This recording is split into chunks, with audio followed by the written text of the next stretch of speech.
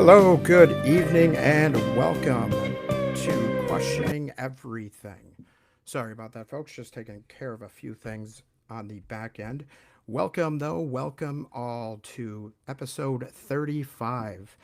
You know, New York City, the Big Apple, it's such a huge place. And like I said, it's those big cities that really are the microcosms that kind of give you a real sense of the reality of these resets, this hidden past of ours that we are blindly living in.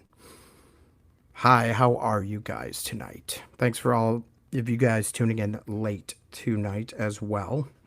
Like I said, we're going to finish up some things we didn't get to last episode, covering Old World New York City.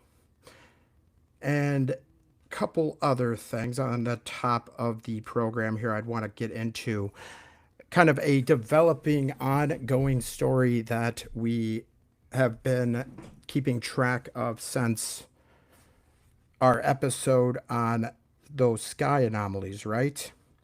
Well, all of those missing scientists, I believe when I started that episode a couple weeks ago, that we were on 5 or 6 of those missing scientists that all have connections to the skies, the asteroid sightings, detections, UAPs, all of that stuff that's going on, the anomalies going on in our skies. Well, now, at the shortly before the program started, good friend of this program, Michael, put in the Discord that number is now up to 11, folks. 11 missing or dead scientists since pretty much last year. Here is a graphic from Fox News showing kind of the detailed timeline. This started since 2023. So we got Michael David Hicks, he's dead. Anthony Chavez, missing since 2025, May. Frank Maywald, dead July 2024. Melissa Cassius, missing since June of 2025. Monica Reza, missing since June of 2025 also. Stephen Garcia, missing since August of 2025. Jason Thomas, deceased on December 2025. Nuno Laureano, dead December 2025.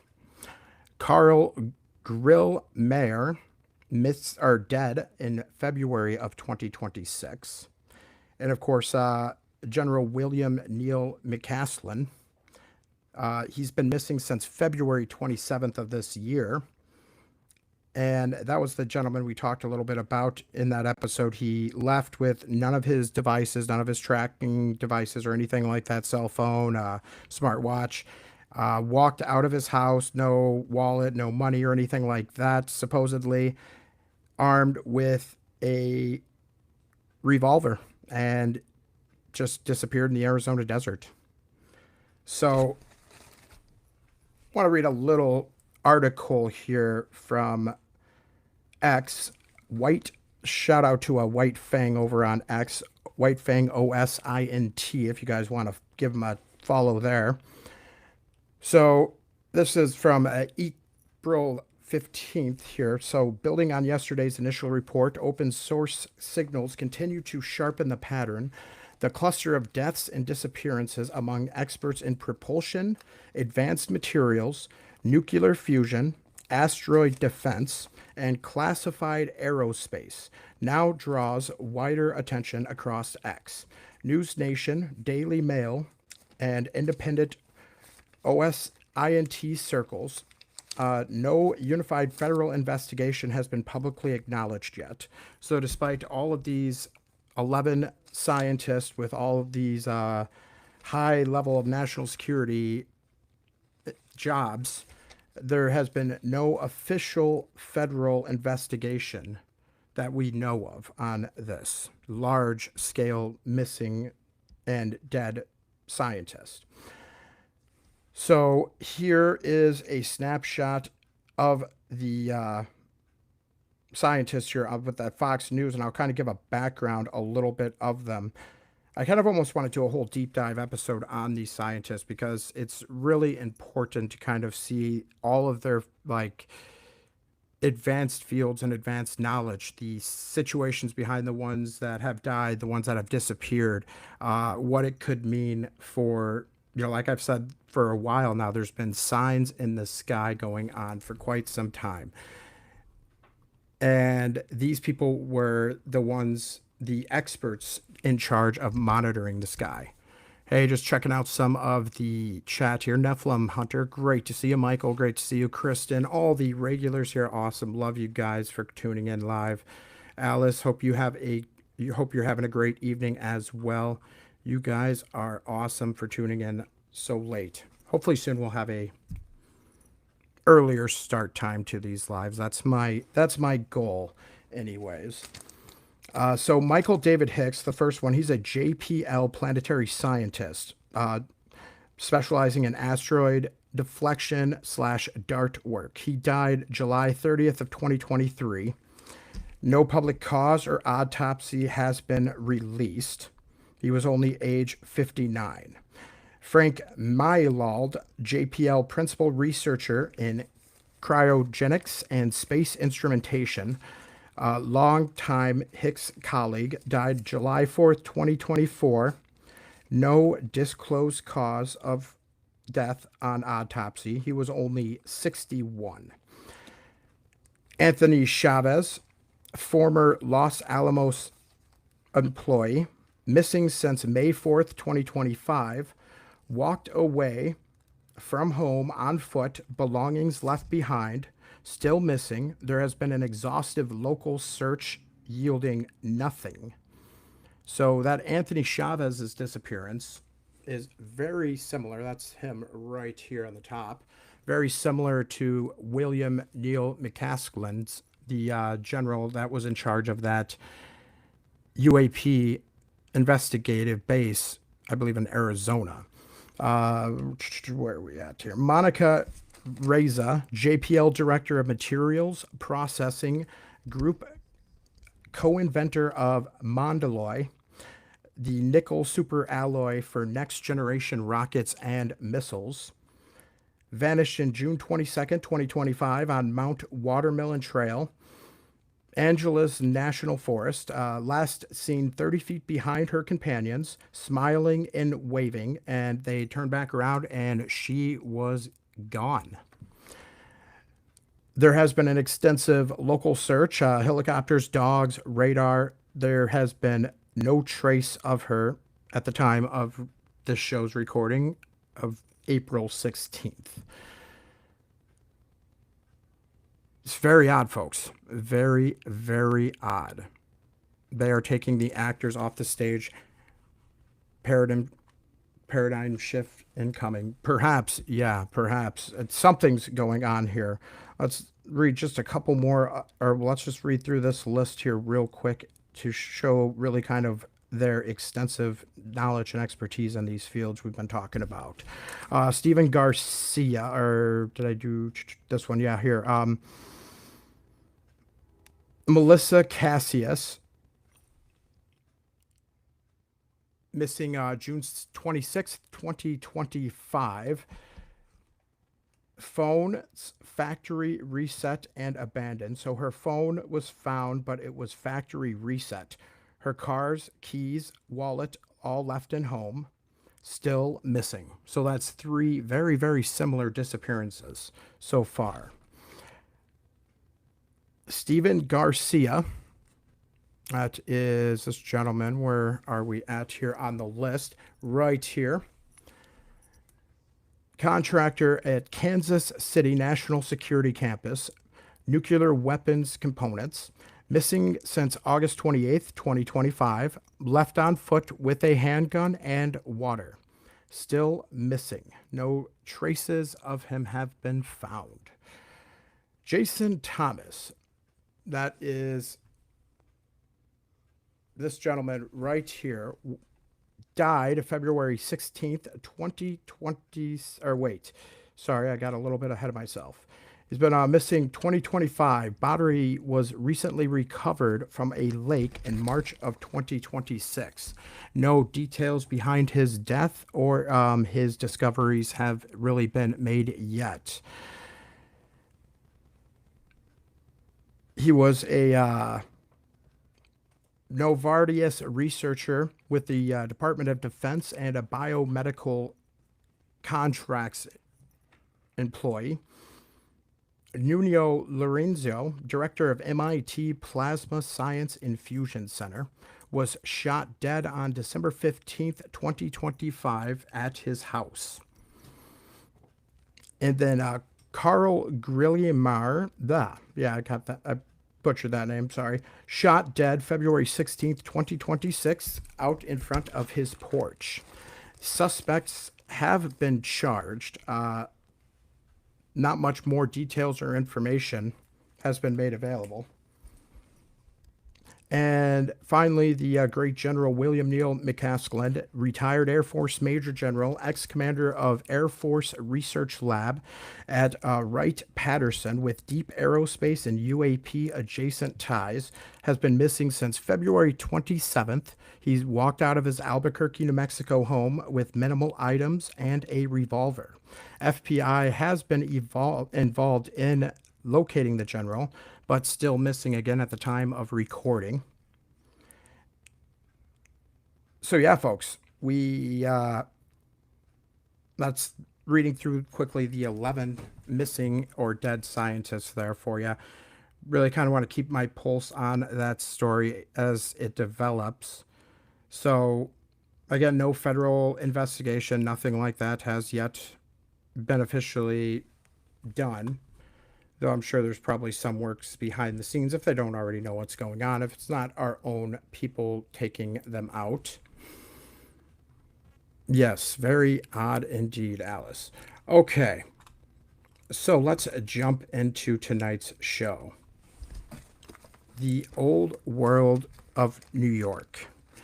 We talked Tuesday quite a few different topics. We talked about the Great Fires. We talked about the landlords' fires, the Bronx demolition. Between the late 1800s, early 1900s, the Bronx was completely on fire, as you can see in my thumbnail photo as well. So a couple things that I wanted to touch that I had still on the docket from last night. We kind of went a little over just chatting, which I love doing.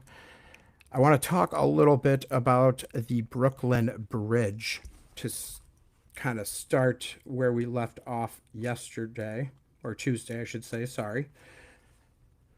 So the Brooklyn Bridge, and we'll run just so we don't get too long on tonight's show, just kind of quickly through these first two topics because these were from last night. Or last Tuesday, sorry. So the Brooklyn Bridge in 1883, another impossible time frame, another impossible scale for the horse and buggy era. Just look at this picture alone, folks. I mean, that should really kind of add the comparison between that massive scale of the Brooklyn Bridge being supposedly constructed in this period, and below is just muddy, dirty streets with cheap little bumper sticker looking signage and horse and buggy and cart. I wonder how many of those horse carts it would have taken to move all that material to the Brooklyn Bridge. So at the time when it was being constructed in 1883, this bridge was the longest suspension bridge in the world. It sunk 80 feet underwater when it was being under construction. And several men died from what was known as the Cassian's disease while it was being built. Construction took only 14 years, which is, I know, maybe a little bit of a long time considering some of the buildings we talked about. In the next topic, we'll talk about the Empire State Building only taking a year, but Yes, for the time, for the scale of this bridge, only taking 14 years at the time, was another just massive, massive accomplishment. They called it, when it was completed, the eighth wonder of the world. They built modern bridges around it like it was nothing. And it's just such a beautiful bridge, folks. Just very, very beautiful. And for the time, primarily horse and buggy carts were the means of transportation. And it built such a massive, massive bridge for that. And if you look at it in these photos, it already looks like it's been there for hundreds, if not thousands of years. It just looks so old and weathered and so grand by some of the cheap little shanties around it, the little factories. I just look at how it dwarfs this, like, I imagine some kind of factory, this little cheap billboard right here. I mean, this was built by a completely different people than who built this bridge. And of course, here's another supposedly construction photo. Always got those people standing around in well dressed attire, not actually doing any construction. And you've got the Masonic hand symbols, the one hand in the breast pocket of the jacket, always that hand symbol there. You'll see that same type of pose, that same type of well dressed gentleman in all these great fire photos at the time, all the supposed construction photos at the time, like you see here. Very, very interesting indeed. Let's show you a couple more of these Brooklyn Bridge photos. There's so much more details. I mean, you can almost write a whole episode in itself on the Brooklyn Bridge, but I just really kind of wanted to, I'd do an injustice to New York, Old World New York, if I didn't at least do a quick run through of it. Again, look at this very fake looking photo. All these construction photos we see back then, we'll show a couple more from various projects. They're just all so fake and posed. Like people well dressed in suits, bowler hats, just standing around like there's not going to be wind blowing that hat right off of their head that high up. No safety gear, no nothing, but hey, at least they are dressed to impress, right? It's just, it's also fake. If anything, these photos are just reconstruction, refurbishing the ruins of the former bridge by their, or built by the former occupants. Okay. Yes, Scott. I love the little stories they tell us. Oh, geez, she's suddenly gone, suddenly left everything but a gun. Yep. Yeah, you're absolutely right.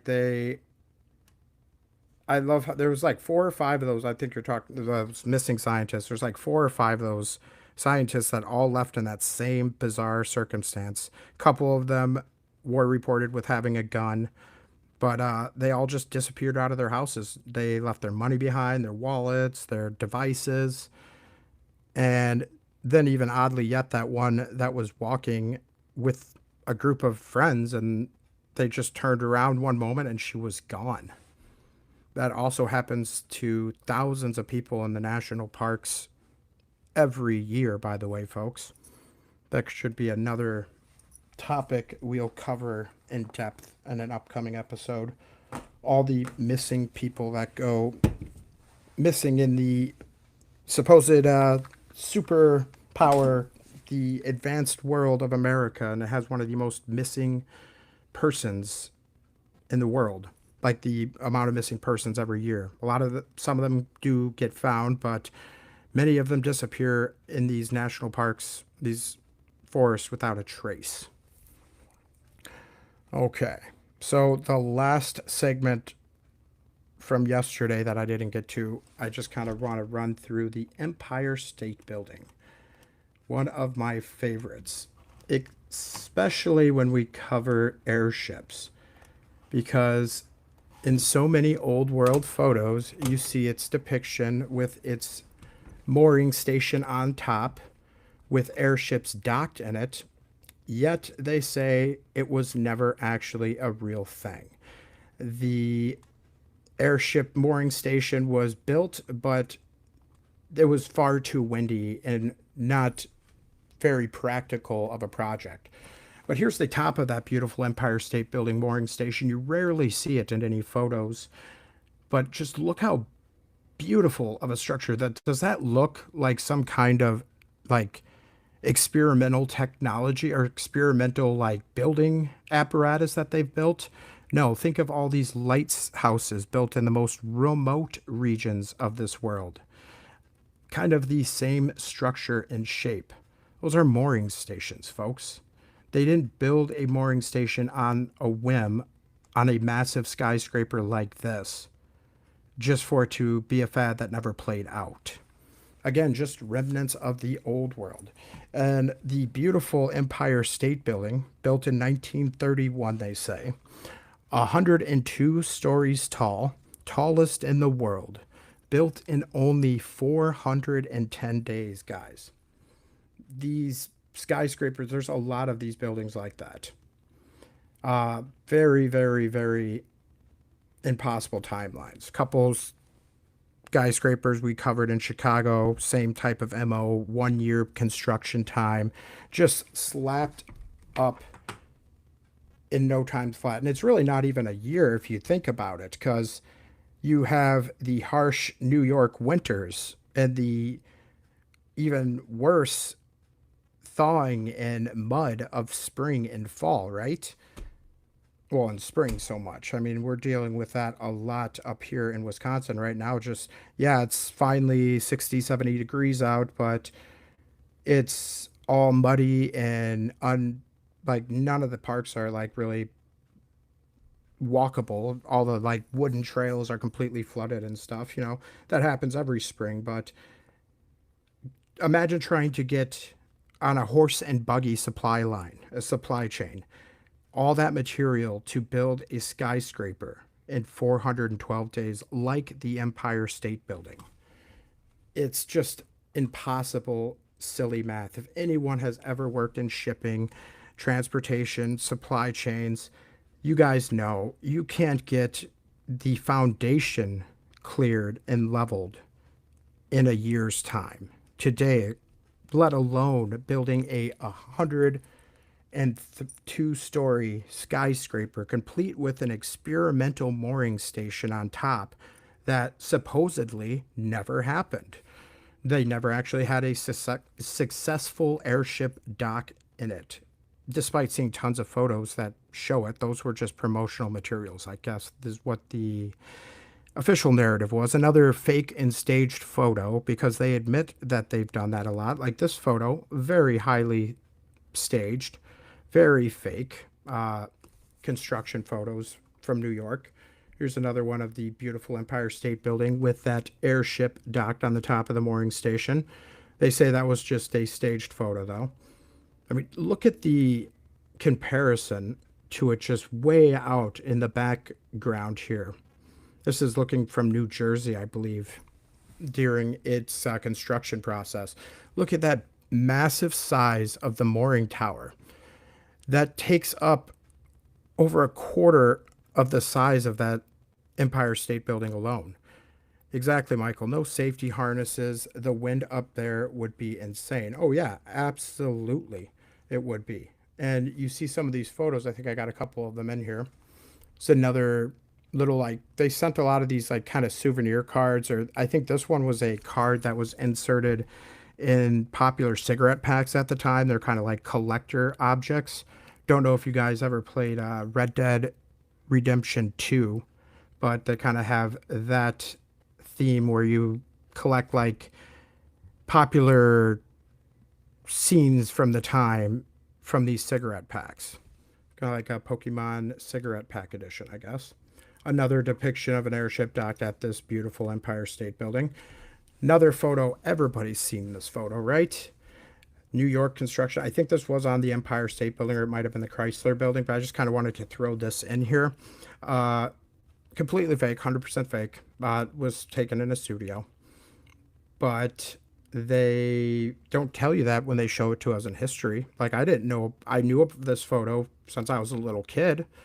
It's probably in every one of those McGraw-Hill published textbooks across America still. But what they won't tell you is this is just a completely staged photo.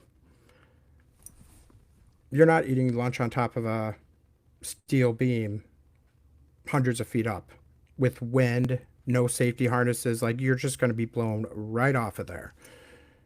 Just another airship in the background of this construction, supposed construction. Another airship in the background of the completion of the Empire State Building. But just, I mean, look at the photos. Workers on the beams like it was routine. The timeline makes no sense at all. Let me just kind of give you a breakdown of the material here on the Empire State Building before we move on.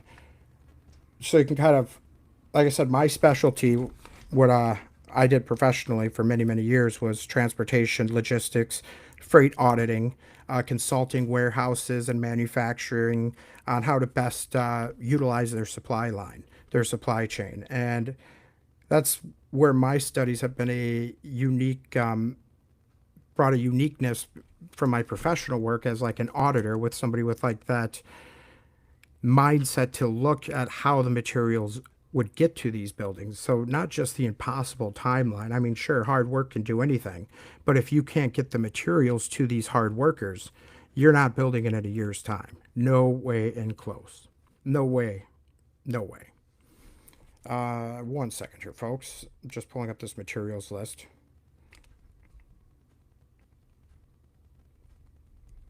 Okay, I have a couple questions here. Get these questions rolling as well while I'm pulling up this list.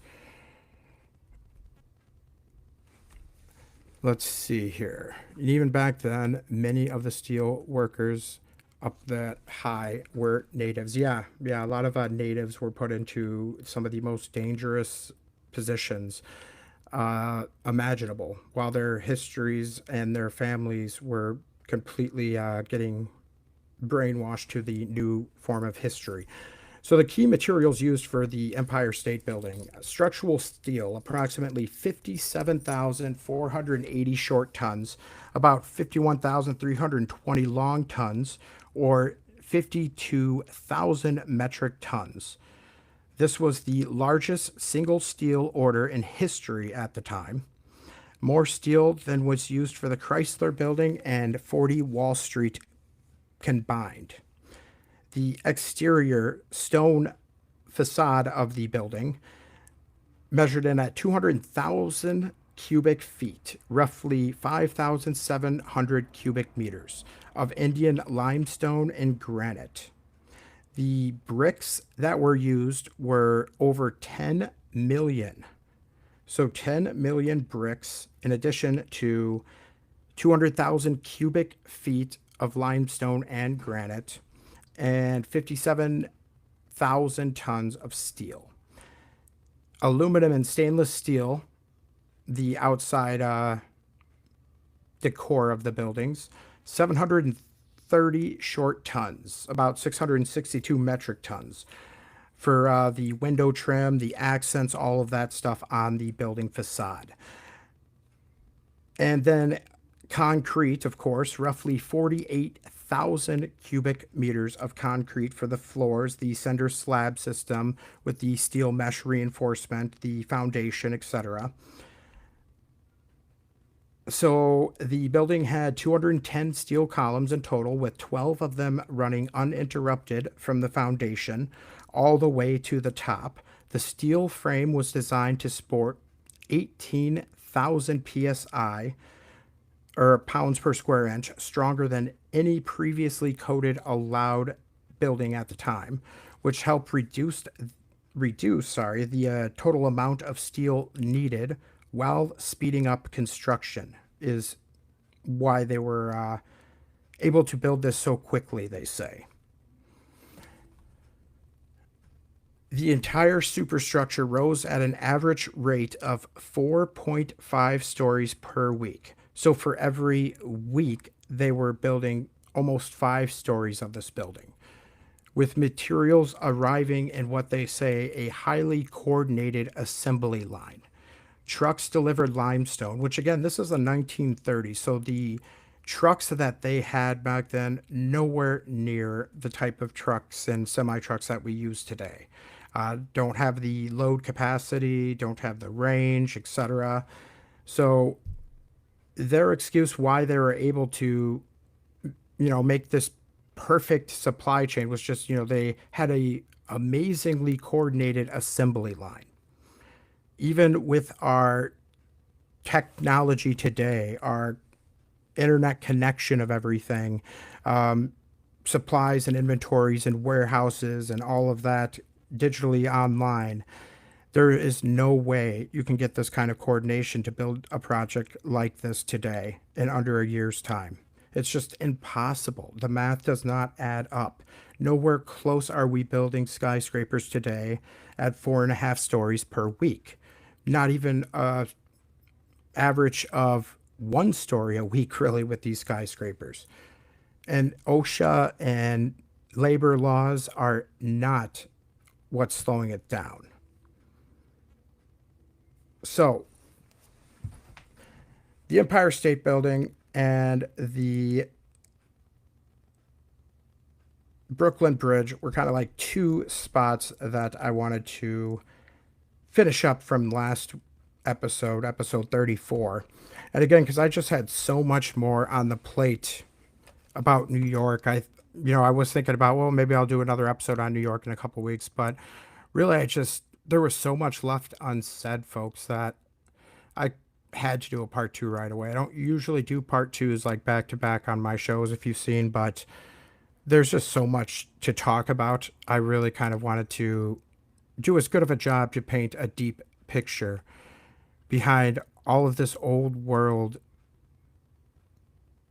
history of New York that just does not add up with the narrative. So, last episode, we hit the fires, the torn down masterpieces. We finished up the Brooklyn Bridge, the Empire State here. We'll also talk a little bit about some of the massive castles, like Clinton Castle or Castle Clinton in New York. But tonight we're going to go a little bit deeper underground and into the heart of the reset, the buried underground, talking about the pneumatic mail tunnels, the pneumatic train system that was unceremoniously buried and forgotten for several decades. And a few more things here. Let me take a couple of your guys' questions from these last few segments before I jump into the rest of tonight's episode. And we'll finish up what I have for tonight, if it goes a little bit long, on tomorrow's open line segment. Well, speaking of that, if you guys do want to be a part of the program tomorrow during our open lines program, I encourage you guys to call in. Even if you guys disagree with what I say, let's debate. Let's have a conversation about it. Let's hear your thoughts on the matter. This podcast is about you guys. That's, big point I've made since episode 1. I want it to be an audience engaged segment. That's why I have it live. I want to hear your guys' feedback in real time, but I also would love to hear your voices.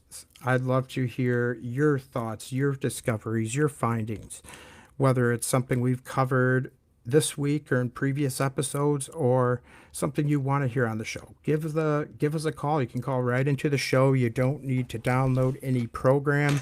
You just need a phone, an internet connection, and a mic. You don't need a web camera or anything. And to do that, you just go onto my Discord. The link for that is in my bio here, wherever you're watching. Just click on my link tree and you'll see all my links to my Discord, my other pages, etc. But just drop a message in Discord before the show tomorrow.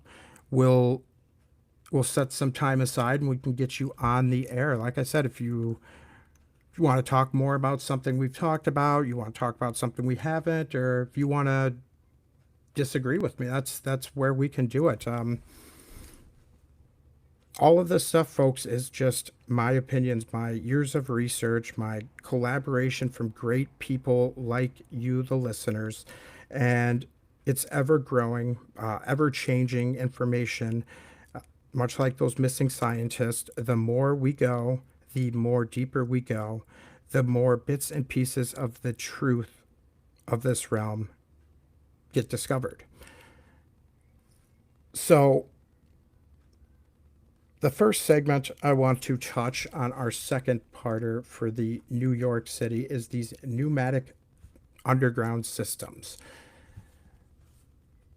A really amazing bit of technology from the past that really have been relegated to nothing more than what you see at banks today. You know, those little tubes that you use for to put your deposits in or whatever at the bank. Most people don't even go to banks anymore physically, but that's really the only time you hear about this pneumatic technology. But it was very widespread back in the past. Uh, the official story says they were just an experimental system from 1897 to 1953. These are the mail tube systems, like the tube carts you see here. But in New York City during that time, there was 27 miles of steel tubes under Manhattan and Brooklyn, shooting mail canisters at 35 miles per hour using compressed air. There was 23 post offices connected to this experimental system at the time, moving millions of letters a day. They dug these massive tunnels, installed huge air compressors, and ran it like a subway for mail. If you look at these old photos of the pneumatic systems, like check out some of them yourself here. These are kind of the photos that I have are some of the more bigger versions, the people size ones. But if you look at the smaller pneumatic systems they had, and a lot of older buildings and high rises have still to this day like a pneumatic tube system that connects throughout various parts of the building. Hey, Plastic, how you doing? Plastic War, good to see you here tonight. Thanks for tuning in, bud. So yeah, these pneumatic tube systems are in a lot of these older buildings. You'll see it. Some of them are still active. Even they can connect from floor to floor, like going right from the mail room at the basement to various different levels in the building. But the city itself had a large, massive pneumatic mail tube system. Like I said, 27 miles of steel tube between 1897 and 1953. And if you look at some of the diagrams of that original mail system, it's a massive, like, it almost looks like a modern subway map, but for mail again in the 1890s. Why would they dig such massive tunnels for these pneumatic systems to just kind of let it go to the wayside and call it nothing more than an experimental? It's not some backyard experiment. That's infrastructure on a city-wide level. And they just kind of supposedly abandoned it and buried it. What's Joe? I'm sorry. What's going on here? I just seen one of your texts drop in. You said there is a problem with the YouTube chat. Yeah, I don't see all the chats, folks. I have a like kind of a program that runs all of my live streams. Riverside, it's our show's only sponsor. It's a great program, by the way, but it does come with some things, some things I haven't worked fully out, probably more on my end than their great service. But if there is problems in the chat here, I don't have a moderator in the YouTube chat. I have been meaning to get one of those. If any of you guys do want to step up, any other regular watchers or anything, want to be a moderator in some of my chats, just drop me a message here or either email me after the show, and I could definitely get you on a moderator team if you'd like. I could use all of the help. I'm a one-man band, so I could use all of the help and assistance you guys would like in that regards to monitor the chats and make sure it's clean and family friendly. So Again, going back to these pneumatic tube systems here, why would you build something this sophisticated if it was just a test? They ran it for over 50 years, then suddenly it's experimental and gets shut down. That's the same pattern we keep seeing with a lot of this old world tech. It's so prevalent, and you see so much examples of it, like airships, monocycles, just to throw out a couple versions of transportation, flying helicopter boats. I mean, so many things you see so prevalently, so frequently in old world photos, old world videos. And then they're just called experimental, and we see nothing close to that level of ingenuity today. Case in point, these pneumatic tube systems. Imagine like a mail system connected throughout the whole city, any city, that just, you drop a letter in a tube and it just shoots 35 miles per hour underground and right to a post office. The amount of vehicles, the amount of waste and pollution that all these post office vehicle or these post worker vehicles produce, all of the manpower delivering all of our junk mail every day would be cut down dramatically if we just all had a pneumatic tube system, right? Boy, the mail system today, though, I tell you, like, I used to get the mail every day when, so since I was younger, it's just a good routine. But I go sometimes just a week, almost 2 weeks sometimes before I get the mail out front. All my bills are paid online. All of them are mostly auto pay. Nobody writes a letter or anything anymore. And I joke every time I go out to the mailbox, whether it's a week, whether it's a day, whether it's 2 weeks, and I'll be like, look how much I'm going to throw away to my wife. And usually it's every piece of mail. So it's just a junk mail delivery service at this rate. But beforehand, they didn't even need to deliver it like they did today. It's just another version of lost technology, a far better way of doing things than we do today. And they just called it an experimental program and just shut it down. Speaking of going into the pneumatics systems here, let's talk about the rediscovery of the pneumatic train for people, as you can see in some of these visuals that I was showing while talking about the pneumatic tube system. There was actually a pneumatic train system even before the original subway system in New York. There was a pneumatic person moving tube system that ran again on completely compressed air. So in 1870, and this is the official narrative, inventor Alfred Eli Beach built a real pneumatic passenger train under Broadway. He started by getting a permit for small postal tubes, but secretly, according to the narrative, he was just secretly building under Broadway, New York, these massive pneumatic tunnel systems, these massive brick-laid pneumatic tunnel systems.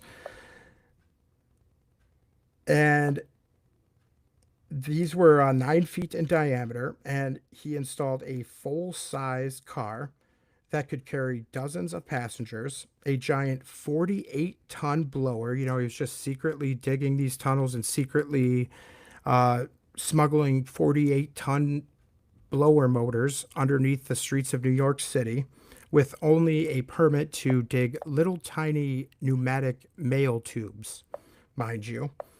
They were just so oblivious to what he was doing. He just smuggled in a 48-ton piece of equipment. And so that 48-ton blower pushed the pneumatic train car with air pressure down a 312-foot length of track at about 10 miles per hour. There was even a waiting room with a piano, a chandelier, and people paid 25 cents to ride it. And in the supposed short life of this pneumatic train system, over 400,000 people rode this train system during its short life. Let me try and get a few more photos of this going here. Yeah, this was one of the tracks that it was coming out. Just look how beautiful, like all these beautiful ornate details that they put into this before the actual subway system in New York. They even had similar tracks in London in 1861 as well. So they call it an experimental system, a small little experimental 300-foot length of track buried secretly underground in New York because, you know, it was such an unheard of system. But here you see a pneumatic dispatch at first operated in London in 1861. So again, it was a worldwide established technology. Here's the inside details of the pneumatic passenger car from that gentleman's short little 300-foot track. Plush seats, lamps that just look like they belong right on a palace's mantle. It just looks all way too advanced for the 1870s, and it'd just be called an experimental process, much like the mooring station on top of the Empire State Building and dozens of other buildings at the time, folks. This too was just dismissed in our narrative as an experimental phase. But it seems like it was anything but if you had 400,000 people supposedly riding on it in just a short period of time. I believe so it was only operated for a short time in 1870. Essentially, I believe, yeah. The whole thing ran, oh, I'm sorry, 3 years this time. The whole thing ran for 3 years, and then Boss Tweed shut it down and sealed the tunnel system completely. So he shut down this system, this beautifully lavish system, and completely sealed off all the tunnels.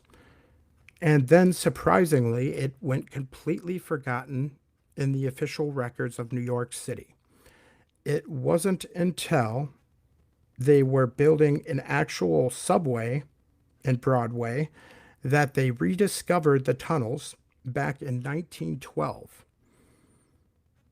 And I think I have a few photos of the pneumatic tunnel system.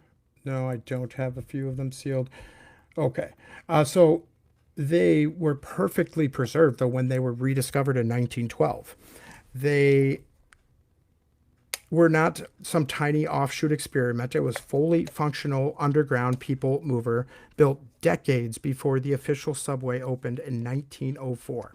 So in 1870, you know, that's 34 years before the official New York subway system opened.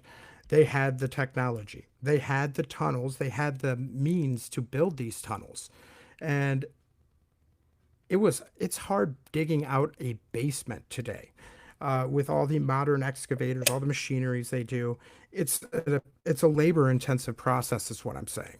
So imagine the amount of labor to secretly build these 9-foot tall pneumatic brick laid tube tunnels underground New York City in 1870 with no excavation tools, no heavy machinery.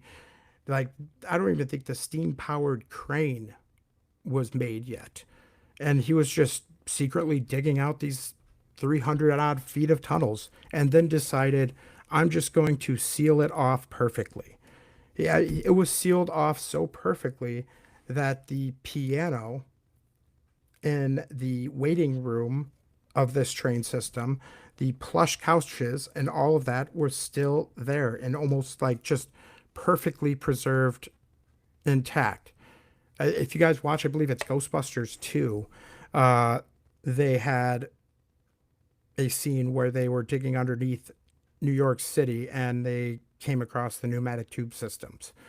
Of course, what happened to it, you know, it was sealed and reburied and kind of forgotten in the times of history. But I believe this system, like I said, it wasn't made in 1870. It was something that was there long before this current generation of inheritors came along. I believe this pneumatic tube system is still in use to this day. Flip through a couple photos. Let me take you back to kind of what I think there might be used for today, not just for transporting the parasitic elites and anything else they want underground, but look at one of these demonstrations from this pneumatic tube system. This one right here. This was from one of these pneumatic tube tests that they were doing and around the 1870s.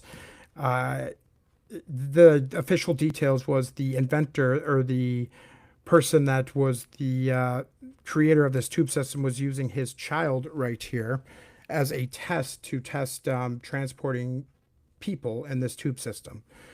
But look at this kid. This kid does not look like he's doing too well, folks. Looks like he's kind of packaged, crated up. He's got some like haze laying on underneath. He looks either KO'd, unalived, or under some kind of inebriation. And all these odd, again, very well-dressed people in this shady-looking room, they all look very strange. Like, look at this guy's reaction looking at this kid. He doesn't look like some fatherly love type thing. That's kind of creepy. I believe it was used to do some of the transportation that we hear so much about that's still rampant to this day of children, women. The people trafficking network has been going on for years. Part of that system of that battle of good versus evil, that spiritual war that we were born into it. The ball lovers, the ball worshippers, they need their child sacrifices. What better way to do it than with a sneaky underground tube system through major cities, if not connected realm-wide? That's where I believe it is. It's not just a little couple hundred miles of track, couple hundred feet of track, sorry. It goes all over the world, connecting all these major cities, connecting all these major hubs. The amount of underground bases that our governments have that are both publicly known and not so well kept off the record is immense and massive. And these type of systems connect all of those underground bases. That government woman that was on Tucker said $30 trillion of our debt is underground. Oh, yes. Oh, yes. That's where all of our money is going. You know, we don't have money to lower the gas. We don't have money to lower these food costs. We don't have any of that in the budget to help Americans. But we always have money for things like wars. We always have money for bombs, right? Funny how that works. And $30 trillion, that's probably just a very conservative estimate of how much money they send to these underground military bases, these DUMBs, deep underground military bases, as they're famously known since the 2020s, I believe, is when people really started realizing how much of the money's going underneath our feet. But yeah, very great point on that plastic. $30 trillion of our debt right underneath our feet. She said there's more below than there is above. I believe it, plastic. I believe it. I mean, just with the mud flood stuff we covered, like there's so like these buildings, even the tall ones that you see that are like pre-1900s, the pre-reset buildings as we call them, they really are so much bigger than they look. Like not just a few floors, like dozens of floors. I've talked to a lot of people over the years, you know, having topics like the mud flood and stuff, like undergrounds in cities like Chattanooga, Savannah, Georgia, that like underground like sanitation workers and city workers would tell me some of the stuff that they found under these tunnels and how deep they go. It's mind-blowing, folks, mind-blowing. Let's take a quick minute break. I need to wet my throat. We'll take a quick sponsor break. We'll be right back more with your questions, your topics, and more of Old World New York. Be right back with you, folks. A quick shout out to this program sponsor, Riverside. If these live shows sound smooth and clear, that's Riverside making it happen. Killer audio, zero hassle, and it works every time. Even on long nights like tonight. I've tried a bunch. This is the one that actually delivers. Want to start your own podcast? You should totally do it. Make your voice heard. Grab my link in the bio or show notes. It's an affiliate link, helps support the show, costs you nothing. Thanks for listening. Now back to the mysteries. All right, we are back here. So we can do a whole episode on these pneumatic tube systems, the underground behind them, the ones in London, the ones in New York. It's amazing that cities and places like America, that so much of it is supposedly less than 100 or so years old, or just 250 years old of a country. And every time we dig, every time there's a city project, there always seems to be forgotten brick-laden undergrounds that the cities have no record and no information of. It's not like we're some medieval 1,000-year-old city in Europe that, records can be lost thousands of years. That's fine. It's just, under 100 years even some of these things are said to be, and they have no information. They have no viable reasons for any of this. That's why, do we know all the answers? No. Will we ever? There's just so much to dig into. There's so much of these rabbit holes that go so deep, folks. We can only hope to get as much as we can and pass it along to the next generation. Keep the knowledge going. And not only just the knowledge, what fragments we can get of that, but keep the questioning of the narrative going. Dispute this absolute bullshit history that they teach us in school. The absolute lie, every bit of it. Even the things that we take so mundanely that, they wouldn't possibly lie about it. Guarantee you it's a lie, it's a cover up, it's a fabrication. I don't mean to sound like a tinfoil wearing conspiracy theorist, but, I'll proudly take that label just to dispute and question the official narrative that we're given of history. And we have been relegated to just crazy conspiracy kooks by just pointing out the obvious. How did all these buildings get built so quickly back then? And we can't match that time. How did they get all the materials? How did they get all the supplies? Why are there no records of any of these? Why are there no official records of these blueprints, these original building records? Nothing. It's just us asking questions, just us trying to get to the bottom of the narrative.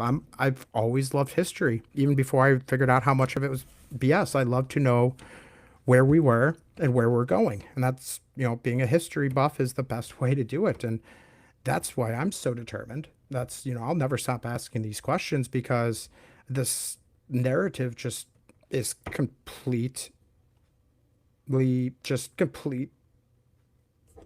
shit, for lack of a better word. Pardon my French, but that's exactly what it is. And that's what is so frustrating. I hate having the wool pulled over my eyes. I hate being lied to. And to figure out that everything we've been told is a lie, like it's so infuriating to me and so many others, that we have gotten to this point where every comment section you see of any official news story, any official narrative, I'm so proud of people and how much we've woken up. Like the Artemis 2 space launch comment section has just been a great example of that. Even, people like, myself that aren't quite flat earthers or not flat earthers or are flat earthers yet, but like whether or not you think it's flat or round, NASA is BS. And I believe a majority of the population truly thinks that at this point in time. And that's monumentous. There's a lot of doomers out there, a lot of black pillars that say, oh, what is it all, what difference does it make if it's all lies, or what are we going to hope to change, or yada, yada, nothing's going to change. I just point to the fact that so many people are waking up to, like, that's monumentous. Like, if you look at comment sections of like NASA videos or something 10 years ago, or any like official narrative, Fed slop or whatever you want to call it, uh, everybody was just, gleefully going along with whatever was being told by them. And now it is absolutely different. Absolutely different. The mainstream medias, the local news stations, the gatekeepers, the arbitrators of truth are just getting shelled in every comment section imagined. And it's great. It's great. They close the chat. Yeah, they have to, like, you have it where NASA has to close the chats of so many of their live streams. It's humorous. And if flat Earth is, that's what I always say to people, like, why would you even say it could possibly be flat Earth? If it's such a preposterous idea that the Earth is flat, then they should, give no time to that theory. That theory should, my dad always taught me that the truth will always come out over the lie. And, you know, if you can't,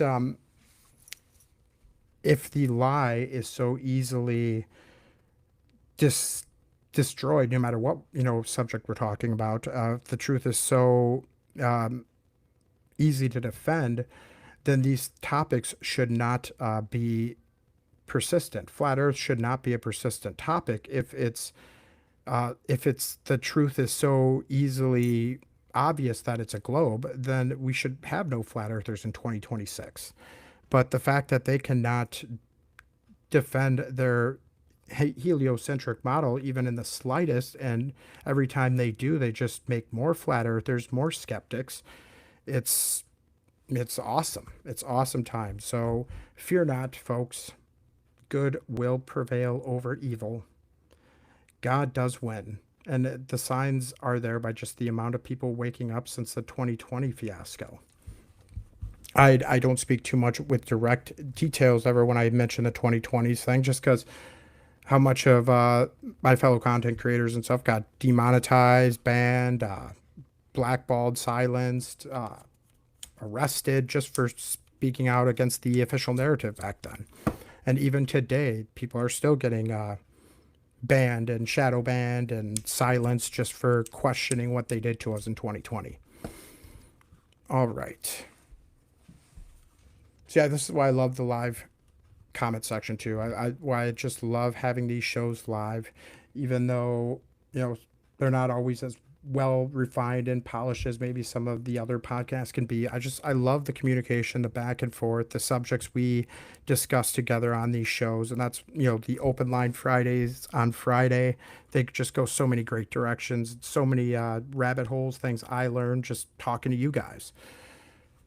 All you need to do is have a commercial airline fly over Antarctica and come out the other side. Then the globe is proven. Exactly, Scott. That's should be so easily done. They have many flights that go along like the coastline of Antarctica, but none that just go right straight through the continent of Antarctica, come out the other side, boom. And all those live streams of like the 24-hour sun in Antarctica, they're always edits, right? They're like always show signs of edits in them, every one I've seen anyways. And I've never been a big, pusher on against the 24-hour sun or Antarctica or not, because I'm not a flat earther, but I love every time that they say, oh, we finally got the flat earthers, the flurfs. And then you watch the beautiful community of the flat earth completely roast them back in the comment section. I love the time period we are in, folks. It's a mysterious period. It's a one heck of a time to be alive. I will say that. But it can be very disheartening at times, I know, folks, because so much of this stuff has been going on and we've been blind to it for so long, and the wool's been pulled over our eyes, and it's still going on and it's still continuing. But that's because we have to awaken and wake up as a community, as a mass, like as a people. And that's what we're slowly starting to see. Big increase in groups like Flat Earth, old world history questioners is evidence of that, and it's trickling into the mainstream and the larger community at whole. And that's what we want to see. Like, that's when the scales get tipped. That's when things really happen monumentously, unviolently, without a shot or a casualty having to be had. The world can change from stuff like this, from us just coming together and chatting, folks. Okay, so I wanted to spend a little more time, sorry, getting back onto our New York subject. We'll probably have some more of New York tomorrow to talk to with how things have been. I want to talk a little bit about Penn Station in New York and just the beautiful and the sad catastrophe behind the the demolition of Penn Station. So, originally built according to the mainstream in 1910 by McKim, Mead, and White. Supposedly, this beautiful train station, which really looks to me more like a temple or a cathedral than a train station. I mean, just look at the vast size of the rooms here for just a train terminal. The beautiful, ornate, massive skylines, all so beautifully carved, all done in only 4 years' time. 4 years to build this. And what's even more unbelievable is they destroyed it, they demolished it in only 53 years after it was built. They tore it down in 1963, folks. This, I mean, just look at this. This was a place that should have stood 1,000 years, and it didn't even barely make it 50. Does that make any sense? Look at an outside shot of this. Look at that Greek Romanesque architecture, that same architecture we find everywhere. Just look how old and weathered the front of this train terminal looks. These terminals, these train stations, they were all part of that connected old world grid, that free energy grid. These were just bastardized and used for completely different purposes when the inheritors came into town. These beautiful buildings that were made to look like temples and cathedrals that were being used as courthouses, jails, town halls. And now our town halls and courthouses and jails are built in the side of strip malls next to Chuck E. Cheese. We never build anything close to this beautiful size and scale, even if we could today. We never do. And we certainly wouldn't let it be destroyed. I mean, at least I hope we wouldn't. Our generation wouldn't let something like this be destroyed in only 53 years' time. And it was replaced with the current underground rat maze that is the Madison Square Garden above and on top. It's, if anybody's ever been to like the whole area that was replaced by it, it is just a dark, dreary underground tunnel that's referred to as a rat maze under there. Nothing anywhere close to what beautiful Penn Station looks like here. The main waiting room that I showed you, again, that does not look like a place that you wait for a train. This looks like a cathedral, does it not? Not a waiting room for a train. Again, these buildings were bastardized from their original purposes. Like what we've seen and what they say the use of for these structures like Penn Station is just the official narrative spewing more of its nonsense. The original Penn Station exterior, which is showed here, just the weathering of it, the columns, the interior waiting room grandeur, they tore it all down, like I said, 53 years later from its completion in 1910. Saying it only took 4 years to build all of this. Again, think of the supply chain, folks. That's where I always get the red flags right away when I look at this stuff.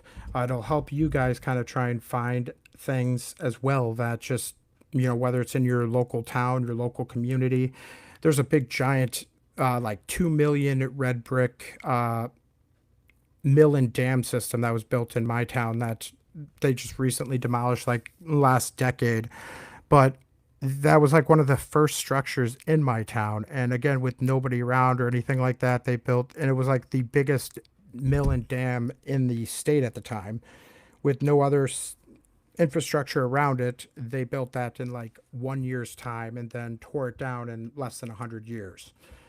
Millennial reign build. Scott, that's what I think it all really comes down to. I truly am believing more and more, folks, this whole 1,000 years millennial reign of Christ already has came and went. That is what you're seeing all this beautiful grandeur for. And what we're living in right now is the unleashing of Satan's little season. We'll talk a little bit about that when we wrap up this episode, as the last point on the Statue of Liberty and kind of how I believe that all ties into that, Scott, the 1,000-year reign of Christ and what season we're currently in now. So there was a famous quote from an architectural historian, Vincent Scully. One entered the city like a god. That's what he was referring to when he was discussing Penn Station. Now one scuttles in like a rat. That is the absolute perfect description of this reset. They didn't just tear down a building, they tore down the way we entered the city. We entered this city, this beautiful beacon on the sea of New York, Manhattan, like gods in a magnificent cathedral, a magnificent temple built to suit only the greatest of gods and deities. Called it a train station, and just it was magnificent. I can't just get over the size. Like, look at the size of these columns and these doorways and these arches. It's just unimaginable. And that's part of the reason why they had to tear it down in 53 years, folks. We could not maintain this building. Years of constant cigarette smoke, the constant just soot and smoke from the trains, the outside traffic from cars and stuff. Like, it just really made it so dirty so quickly, and we had no way of maintaining and cleaning this beautiful station. Was one of the reasons why. Here's supposedly a construction photo. Of course, you have the same whited out skies, fake looking crane system on top of the building, no actual work being done, no actual construction workers, just looking very fake, as all of these construction photos are from the time. Some of it's just look at how beautiful and white. And you've seen some of the weathering of it in the photos before it was torn down. Just look how beautiful and white it looks here, and like right after it was completed. Just, I can't believe what they've taken from us. When I see things like this, the Penn Station, it really just kind of, it's one of those things that irritates you so much with this erasure of our history. When you see what could have been and what was so long, not so long ago. And yeah, pigeon poop also was actually, you are absolutely right there, Scott. Thanks for bringing that point up. Pigeon poop was another thing they had no idea how to handle on the Penn Station exteriors and the interiors, all the pigeon nests that, obviously all the, pigeons and stuff that would build their nest inside. It was quite something that they were not able to contend with. And you would think the architectures and the architects and the designers that built something and built it so quickly in only 4 years, people with that ability would be able to have some kind of system in place to deal with something as simple as smoke and pigeon poop. But unfortunately, no, that was not the case. Do the recessed structures relate to an energy, a medicine? Yeah, like the recessed in the ceilings. I think I know what you're talking about. I believe it was all a frequency pattern, a frequency build. You're talking about like these, yeah, these honeycomb patterns. Yeah, I believe they have an important part in these buildings, at least the building's original use. You are absolutely right for that, pointing that out. And you'll see that in a lot of temples and cathedrals. That's why I call it that so much. Uh, just those beautiful, like honeycomb designs on the ceilings. You'll see even on some of our capitol buildings, like the state capitals in America, you see these vaulted ceilings with these like honeycomb, just beautiful columns. Again, supposedly all being hand carved.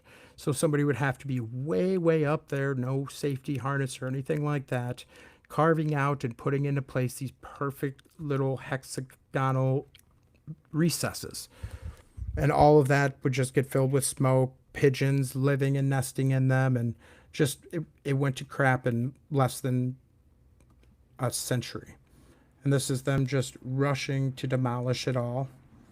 Very, very sad. Yeah, here's just look how dirty the exterior looks from that bright, pure white exterior that you seen when it was open in 1910s to shortly before it was demolished, just 50 odd years later. It looks like it's been there for 1,000 years. And sadly, that was the scene for many, many buildings, not just in New York. I could do a whole episode alone on the buildings that were built in rapid amounts of time and torn down in an impossibly short amount of time. In just New York City alone. Like I said, it's why I wanted to focus so hard and have another episode of New York, because it is a great thing to show your friends, your families that are somewhat on the fence. You can throw a dart on a list of buildings in New York and just look up the anomalies of them, and they go a mile long.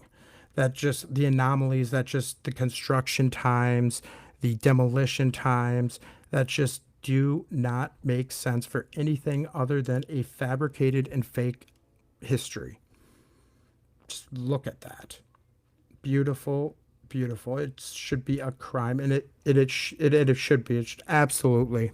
If we have any form of holding people accountable to this stuff in our lifetime, folks, this will absolutely be known as a crime one day. The biggest crime in history, the manipulation of our history. Okay, so let's move right on to the next one, also tying into the 1,000-year reign of Christ, as Scott brought up earlier here. I am, of course, talking about the Statue of Liberty. Well, what does that have to do with the 1,000-year of reign of Christ, you say? Because the Statue of Liberty, like much things in our world, is a perversion of what it truly represents. Lady Liberty, give us your tired, your huddled masses, supposed to represent a beacon of hope for the new immigrants as they arrive on the scene in Ellis Island, right? Well, there might be a little something a bit more to that. The Lightbringer, the Statue of Liberty is known as, has a very similar contrast to Lucifer, the Lightbringer. The most famous of the fallen angels, the devil, as you would know. What did the Statue of Liberty creators mean by this? Too many similarities to be a coincidence. Revelations 27. And when the 1,000 years are expired, Satan shall be loosed out of his prison. Strangely enough, the Statue of Liberty has broken chains down at the bottom. They say that that's meant to signify, breaking the chains that inhibited our freedoms. And, America broke those chains, and it's, a beacon of freedom to the world. Odd similarities between that, though. And when you hear of the broken chain being Lucifer letting loose on the short season after the 1,000-year reign of Christ, that's where I say, when we were talking earlier, Scott brought up, I believe more and more we are living in that short season after the 1,000-year reign of Christ. All of these buildings, all of these magnificent structures were built in a period, in a time of elevated consciousness. And it just seems we have completely, by and large, lost the ability to replicate what they were able to do so easily, so quickly across the world back then. You have to really look at that and say, like, sort of different humanity. Really seems like a foreign world when you look back at some of these things. And then when you add the silly narrative that we're just carting along in shit-filled streets from horse manure on dirty, muddy streets and building these magnificent structures with only a horse and buggy supply chain and logistics system, like, it's impossible. It is impossible. The devil's greatest trick, folks, is to make you think he doesn't exist. And that's what he wants you to do by living and hiding in plain sight. So perhaps the Statue of Liberty really is the symbol of this Luciferian system that we live in. The Satan, the devil's little short season. So just to kind of touch over the subject of the Lightbringer here, it was officially the Statue of Liberty, a gift from France in 1886. But let's look at some of the anomalies that make people think that it's the statue of Lucifer. The pedestal alone is enormous. It's built like a fortress. In fact, the pedestal that the Statue of Liberty stands on is indeed a fortress, a star fortress. Let's see if I can show you an overhead top shot of it. Well, that's one of them. Yeah, you can see it right here. It's actually a very big star fort. We've talked a lot about star forts here on this show. Built right on top of it, a nice power point, a nice energy point for it to be built on top, as these star forts are usually built on or close to these ley lines across the world. Talked a lot about those in a few episodes previously. So the name Lucifer literally translates to light bearer, okay? So, or light bringer. The statue is holding a giant torch, literally bearing light. Lucifer, in a lot of depictions, also is seen holding a torch or a light, as he is the light bringer, the bringer of enlightenment, of hidden knowledge to humanity.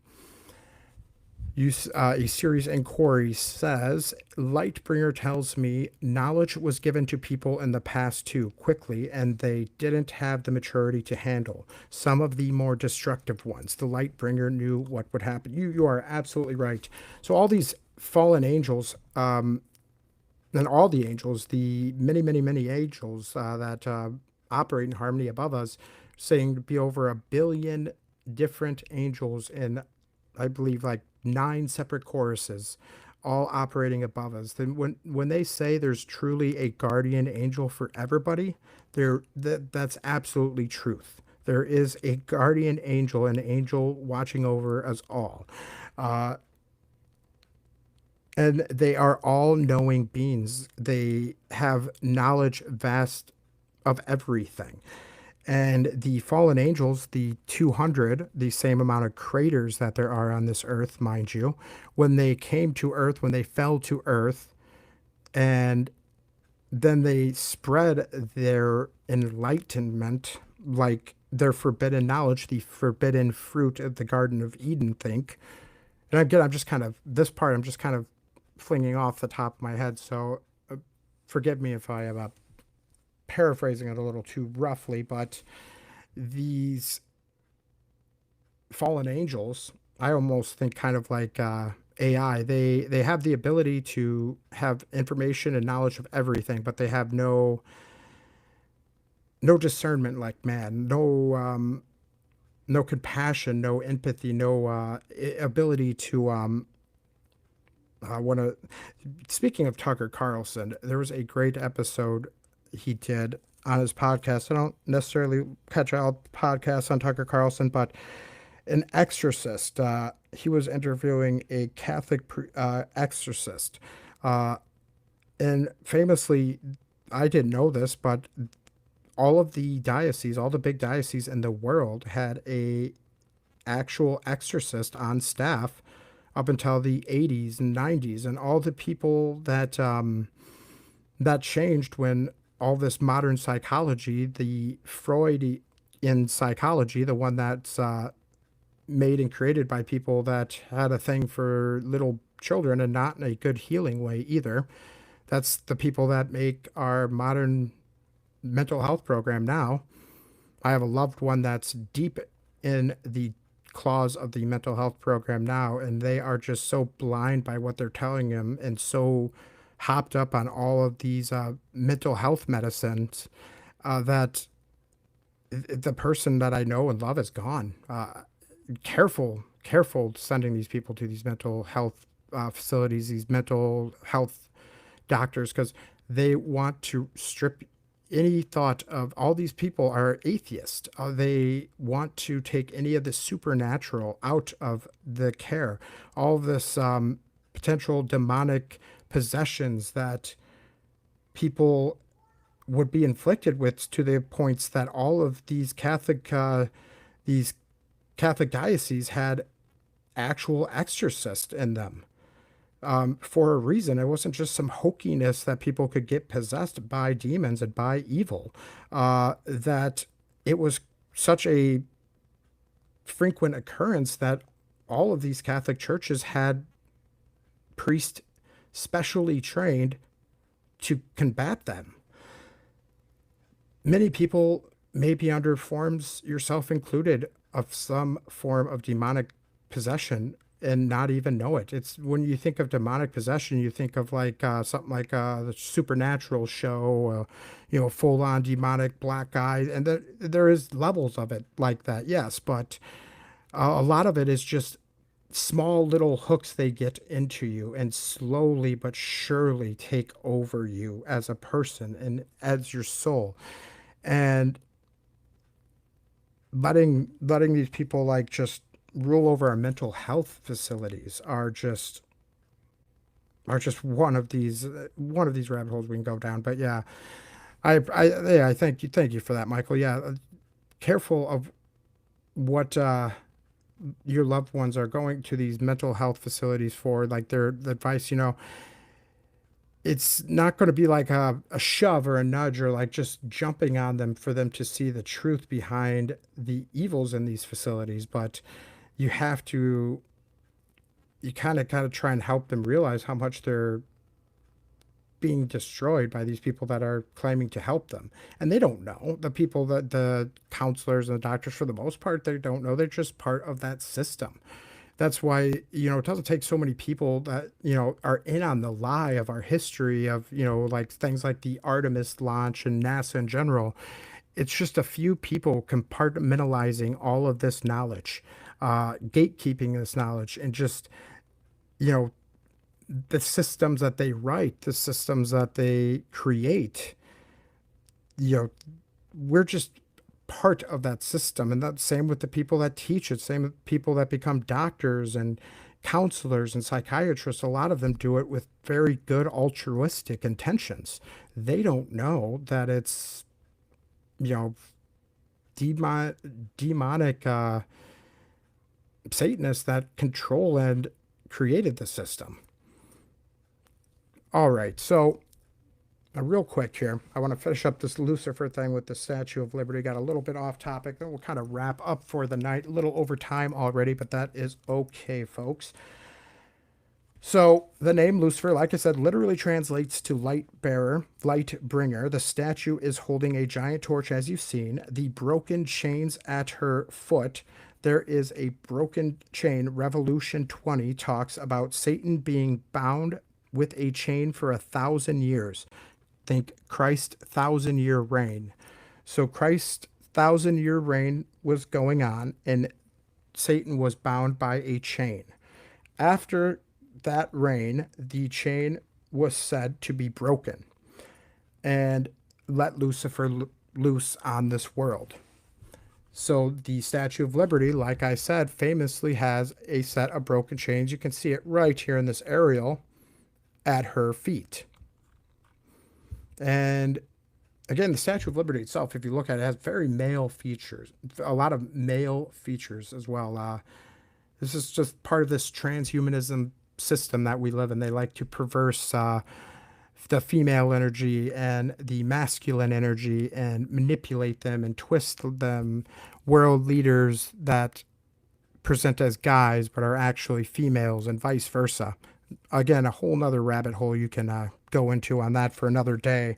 But the crown on top of the Statue of Liberty, 7 points or rays, some ties that this to the seven horns or the ideas of Lucifer wanting to exalt himself above God. The torch, again, a classic depiction of Lucifer, always showing him carrying a torch or flames in the classic older depictions of Lucifer. Now, when you see Lucifer, the devil, or Satan, see, some big red giant monstery guy, and so he was actually presented in a very a beautiful, almost effeminate light for a lot of history. It's not until modern media kind of depicts him as this like evil, scary, big devil guy. But he was an angel. He was a fallen angel, but he was beautiful to lay your eyes on as any of the angels were. That's the Statue of Liberty sitting on top of that beautiful star fort there. And like I said, the classic depictions of Lucifer always showing him carrying that torch or that flame as the bringer of forbidden knowledge and enlightenment to mankind. Think back to the forbidden fruit of the apple for the Adam and Eve story. So, oh, also don't forget the sculptor of the Statue of Liberty, Frederick Augustus Bartholdi, was a Freemason. Those Freemasons popping up all over the place in all of our history's famous structures and famous monuments. You should, of course, be known that the Statue of Liberty has the same track record. So, the original torch, I don't know if I have a picture of that too, was not the torch that we have now. It was a lot more beautifully, there's another close up of that broken chain. Look at that fake construction picture of the Statue of Liberty going on here too, by the way, just kind of showing you another fakery of our construction photos we do have. We are not even allowed in the torch either. This was part when they were raising money for the base of the Statue of Liberty, because the Statue of Liberty was such a massive thing and needed such a large base for. This was part of the Statue of Liberty, the actual torch that they would build. This was in the Philadelphia World's Fair that they had this built for, I believe, where they were trying to raise money for that base.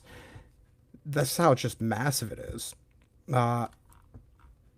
A couple more pictures of it here. Yeah, I mean, just look at kind of the similarities between this Luciferian sculpture of Lucifer as the fallen angel. You have the same type of crown that the Statue of Liberty has, the same torch, that light-bringing torch. Painting of Lucifer here in 1797. Again, he's holding a torch up there high, and kind of the same determined, intense facial expression that you see from the Statue of Liberty as you do see in that Luciferian image. Kind of really just makes you look at the Statue of Liberty with a little bit different eyes after that, I think.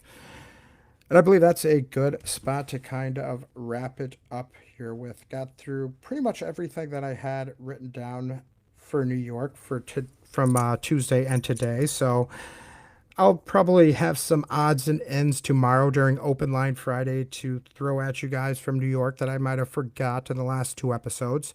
Of course, we'll be taking tons of your questions from the last couple nights, and much, much more tomorrow on Open Lines Friday. But to just kind of close and wrap up the last two episodes here, episode 1 and episode 2 of the Old World New York tonight. New York wasn't built from scratch. It was built on top of something much, much older. and they've been rebranding and erasing it ever since. Next week, I hope to continue going on this. Maybe look at some of the lost subway systems of New York. Or maybe we look a little deeper at a reset city like New York. Maybe look at somewhere close to my home, Chicago, or somewhere else, Los Angeles. Look at these old world versions of these cities a little bit closer. Of course, the topics of the episodes, not just whatever I want to talk about, it's whatever you guys want to talk about, whatever you guys mention in the comments and stuff might spark something in my head. Like, yeah, you know what? I should do a whole episode on that. So, what our episodes are discussing is what you guys want to discuss. And Open Lines Friday will be exactly that in main focus. Hope to get some of you guys that want to call into the show tomorrow. We had a few great callers, another previous Open Lines Friday, but hopefully we'll get some more. Haven't had a chance to do an Open Lines Friday episode in quite a few weeks with everything going on, being sick, the schedule, my internet being cut.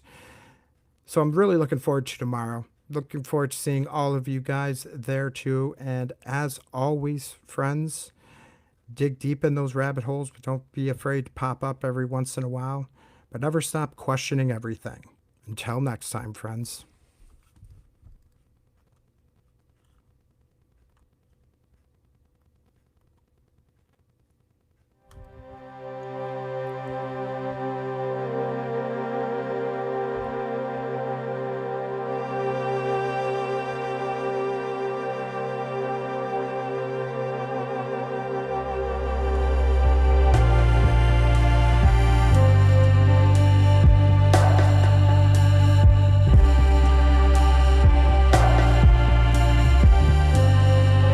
Yeah, Michael, she definitely did sleep a little bit better. Thanks for